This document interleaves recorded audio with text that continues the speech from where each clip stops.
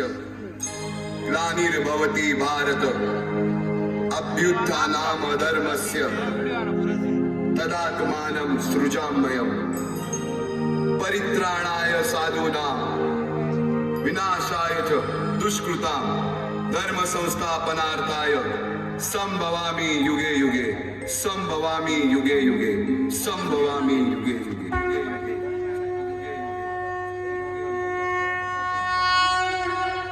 जेव्हा जेव्हा धर्मावर ग्लानी येईल, जेव्हा जेव्हा अधर्म वाढेल, तेव्हा तेव्हा सज्जनांच्या रक्षणासाठी, दुष्टांच्या संहारासाठी, धर्माची स्थापना करण्यासाठी मी युगानयुगे जन्म घेईन। अशीच काहीशी परिस्थिती जेव्हा या महाराष्ट्रात निर्माण झाली, 1-2 वर्ष 350 वर्ष हा महाराष्ट्र अंधारात, आणि हाच अंधकार दूर करण्यासाठी एका युगपुरुषाने जन्म घेतला।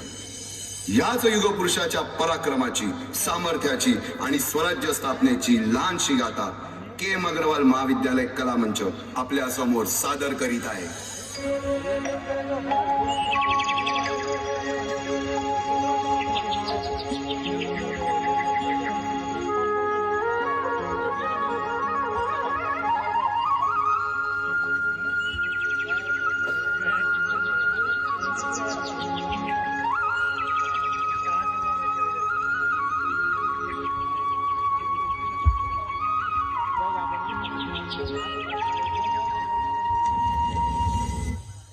महाराष्ट्र असा सुखाने नांदत असताना एक दुष्ट कालयवनाची वक्रदृष्टी महाराष्ट्रावर पडली। महाराष्ट्र परकीय स्वारांच्या टाचेखाली भरडला जातो।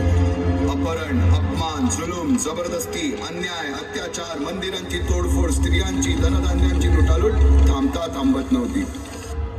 जेव्हा आपल्याच घरात गोठ्यातली गाय आणि घरातील माय असुरक्षित होते, तेव्हा घरातलाच अंधकार मनात घर करून बसतो। अशा वेळी साधू, संत, लहान, थोर, लेकी, बाळी अवघा महाराष्ट्र देवाला गाराणं घालतोय। अरे जेजुरीच्या खंडोबा, पंढरपूरच्या विठोबा, तुळजापूरच्या भवानी आई, दार उघड, दार उघड आई, दार उघड।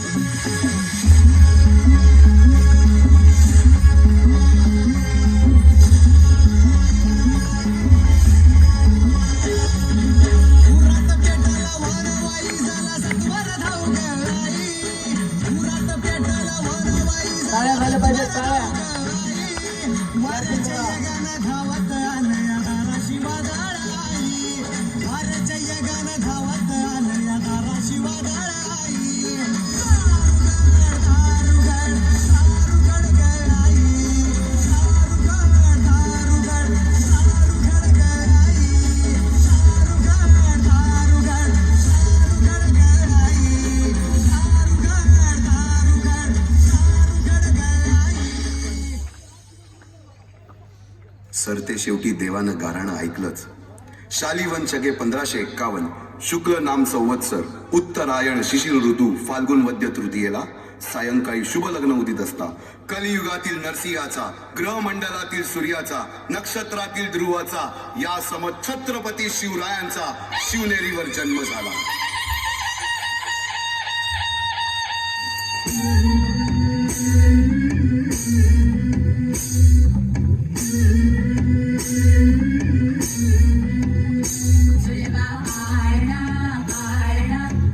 Shivaji,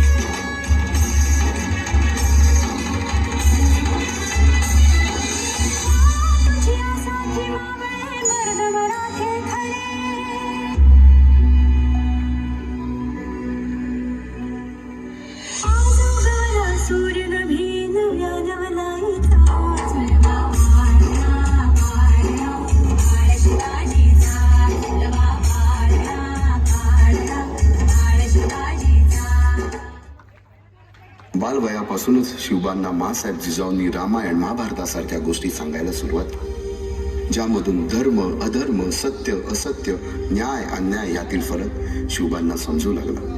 तसेच शस्त्रास्त्र व शास्त्र या शिक्षणासाठी शहाजी राजांनी अनेक कर्तबगार माणसे नेमली, जसे की दादोजी कोंडदेव, बाळकृष्ण पंत, रघुनाथ पंत, शामराज पंत अशा अनेक कर्तबगार माणसांच्या नेतृत्वाखाली महाराज बालवयापासूनच घडू लागले.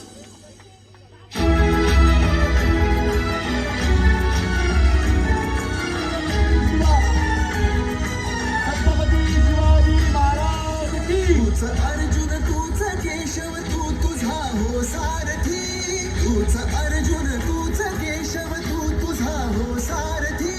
करुणी वार गणी वावर दे भूमीस आहुती, करुणी वार गणी वावर दे भूमीस आहुती. तूच अर्जुन तूच केशव तू तुझा हो सारथी, करुणी वार गणी वावर दे भूमीस आहुती. एकटे नेतृत्व कधीच साम्राज्य उभे करू शकत नाही. त्यासाठी तशी कर्तबगार माणसे, निष्ठावन मावळे घडवावे लागतात. शिवरायांनी असे सवंगडी त्या वयापासूनच पारखायला सुरुवात केली. तानाजी मालुसुरे, सूर्याजी मालुसुरे, यसाजी कंक, सूर्याजी काकडे, बाजी जेदे आणि अशा अनेक सवंगड्यासमोर शिवबांनी शपथ घेतली स्वराज्याची, शपथ घेतली स्वराज्याच्या बांधणीची.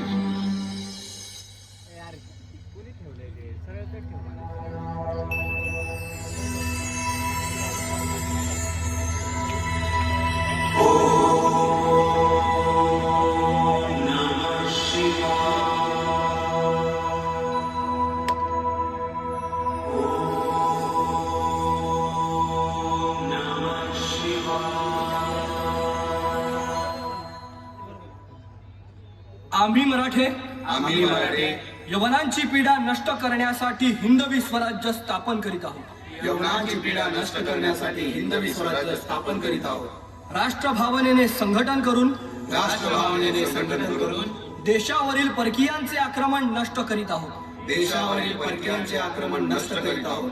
स्वकीय व परकीय शत्रूंचे उच्चाटन करण्यासाठी स्वकीय व परकीय शत्रूंचे उच्चाटन करण्यासाठी स्वराज्य स्थापन करीत आहोत. स्वराज्य स्थापन करीत आहोत. यात तू आम्हास यश द्यावे. यात तू आम्हास यश द्यावे. हे राज्य व्हावे, हे राज्य व्हावे ही तर श्रींची इच्छा. ही तर श्रींची इच्छा.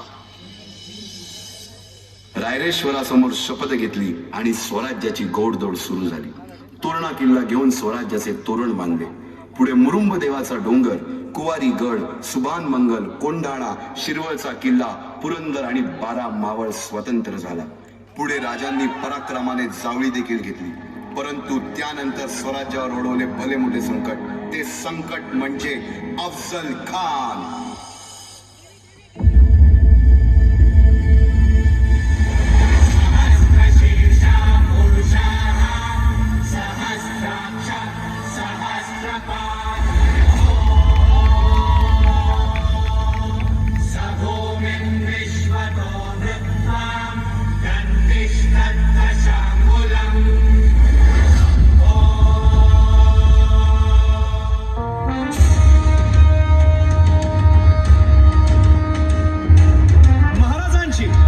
शिवाजी महाराजांची कीर्ती बेफाम होती.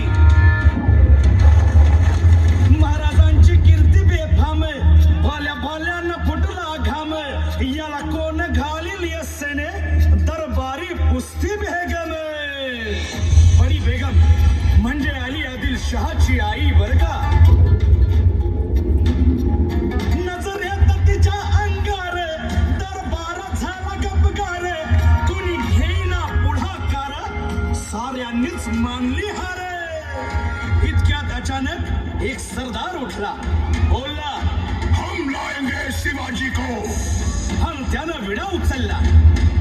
नवतेचं अफजल खान. या नवतेचं अफजल खान जिता जागता जणू सहिताने. कान बोलला छाती ठोकून, शिवबाला टाकतो चिरडून.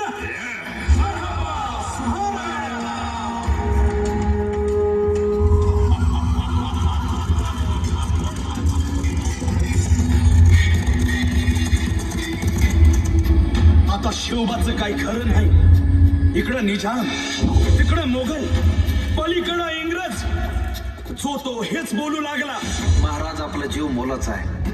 खानाचं सैन्य अफाट आहे. त्याच्यासमोर आपला टिकाव लागणं अवघड आहे. काही दिवसांसाठी आपण कुठेतरी अज्ञातस्थळी निघून जा. काय म्हणालात रायबा? मासाहेब, आम्हाला आमच्या जीवाची पर्वा नाही. राजांचा जीव वाचणं गरजेचं आहे. रायबा, शिवबा केवळ आमचा पुत्र नाही, तर अवघ्या मराठी जनांचा स्वाभिमान आहे. या मातेने आपला पुत्र गमावला तरी 72, परंतु भ्याडपणे पळून जाऊन या मराठी मुलखाचा स्वाभिमान गमावता कामा नये. अशा वाघिणीचा जो छावा. बाळासाहेब आपला पुत्र आणि मराठी मुलकाचा स्वाभिमान विजयी टिळा लावूनच परत अशा वाघिणीचा त्यो छावा. तथास्तु. गनिमाला कसा ठेचावा, डोक्यात नेहमी कावा, भेटीचा भाजला सांगावा. खानाच्या भेटीसाठी महाराजांना एक शानदार शामियाना उभारला होता. आणि अशा या शामियान्यात खान डौलत डुलेत, खान डौलत डुलेत. सय्यद बंडा त्याच्या संगतीला, सय्यद बंडा त्याच्या संगतीला, शिवबाच्या संगती महारा. राजाला पाहून खान म्हणतो कसा, आओ आओ शिवाजी, आओ हमारे गले लग जाओ. खानानं राजाला आलिंगन दिलं आणि दगा केला. खानाचा अभिमान मान्याला, खानाचा अभिमान मान्याला. कट्यारीचा वाद त्यानं केला, कट्यारीचा वाद त्यानं केला. खरं खरं आवाज झाला, खरं खरं आवाज झाला. चिलखत होतंय अंगाला, चिलखत होतंय अंगाला. खानाचा वार फुका गेला. खान यडबडला. इतक्यात महाराज झाला. पोटामंदी पिचवट केला, पोटामंदी वाघनखाचा मारा केला, वाघनखाचा मारा केला.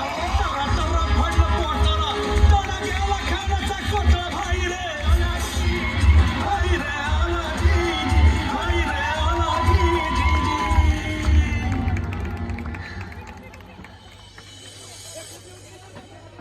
अफजल खानाच्या वधानंतर महाराजांनी स्वराज्यवाढीची मोहीमच हाती घेतली. पाहता पाहता पन्हाळ्यापर्यंतचा प्रदेश जिंकून घेतला. कोकणही ताब्यात घेतले. सर्वत्र फक्त विजयच विजय दिसू लागला. हिंदवी स्वराज्य वाढू लागले. अशा या वाढत्या हिंदवी स्वराज्यावरती संकटे येतच होती. पुढे स्वराज्यावर संकट आले ते म्हणजे सिद्धीचे, सिद्धी जोहरचे. सिद्धीने सुमारे 4 महिन्यापेक्षा जास्त पन्हाळ्याला वेढा घातला. या वेड्यातून महाराजांना सुटकेसाठी बाजीप्रभू देशपांडे, शिवा काशीद व अनेक बांधलांनी पराक्रमाची शिकस्त दिली. समोर मृत्यू दिसून सुद्धा शिवा काशीद पती शिवराय बनून सिद्धीच्या शामियानात जातात. काय म्हणावे त्या धैर्याला. पावनखिंडीत 3000 गनिमांची अवघ्या 300 मावळ्यांना घेऊन गोडखिंड डोंगरली आणि बाजीप्रभूंनी राजांना पुढे जाण्यास सांगितले. काय म्हणावे त्या शौर्याला. राजे, लाख मिले तरी चालतील, परंतु लाखांचा पोशिंदा हा जगलाच पाहिजे. जा राजे जा, फक्त एक करा. विशालगडावर पोहोचल्यावर तोफेचे 5 बार द्या. तोपर्यंत हा बाजी या खिंडीतच गनिम रोखून ठेवतो. पुरंदराच्या त्यावेळी मुरारबाजींना माझ्या सैन्यात आलमगीर बादशाहकडून मनसब देतो असे आमिष दाखवणाऱ्या त्या दिलेर खानासमोर मुरारबाजी स्वराज्याच्या पायी वाहिलेल्या निष्ठेला आठवून तांडव करतात. काय म्हणावे त्या स्वामी निष्ठेला. पुढे राजांना आग्र्याला जावे लागले. त्यातील औरंग्याच्या मगरमिठीतून निष्ठून आल्यावर तहात दिलेल्या किल्ल्यापैकी जेव्हा कोंढाणा घेण्याची वेळ आली तेव्हा स्वतःच्या मुलाचे लग्न बाजूला ठेवून सुभेदार तानाजी मालुसरे पुढे आले. काय म्हणावे त्या त्यागाला. ही मोहीम मॅच फत्ते करणार राजू. आधी लगीन कोंढाण्याचं, मग माझ्या रायबाचं.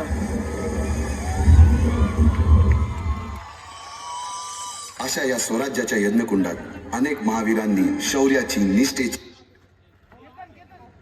त्यागाची समिधा धारण करून आहुती घेतली. अशा कित्येक महावीरांनी पराक्रमाची पराकाष्ठा करत स्वराज्याचे एक एक दगड, चिऱ्या, पायऱ्या बसवल्या, घडवल्या. एक एक बुरुज बांधला गेला आणि आता वेळ आली त्या बांधलेल्या भक्कम गडावर विजय.